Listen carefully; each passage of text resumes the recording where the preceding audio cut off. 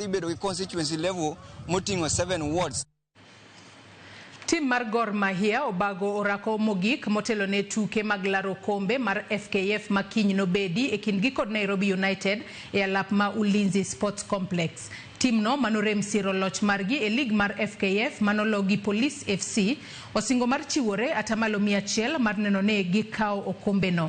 Girado gi joloch mag NSL Nairobi United ka jaloch mar tugo no dhi chung ne Kenya e tuke mag laro kombe mar CAF Confederation Cup.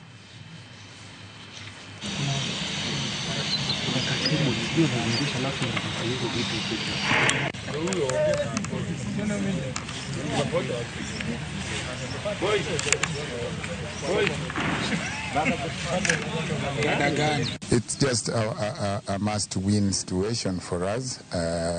It's a final. You don't have any room for errors.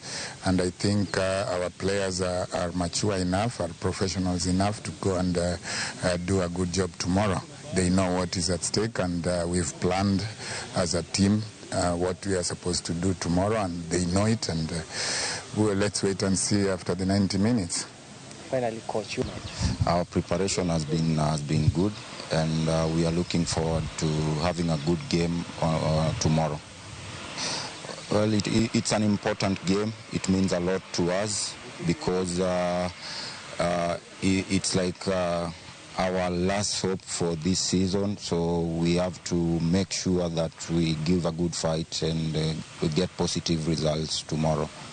I want to appeal to all our fans to turn up in large numbers because it's an important game. They always play a big role in almost all our games, so I want to urge them to come and give us the support.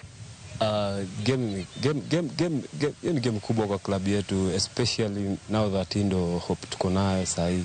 Alafu pia ukiangalia this season tumekuwa na hardship sana, tumekuwa na hard time this season, and this is the only game that can make us proud as a Gor Mahia this season, because to our fans wamezoea like Gor, the name Gor yenyewe ni cup, ni champions, so we just have to lift a title every season. As a player in Gor Mahia, you have to have that pressure that you have to lift a title any season.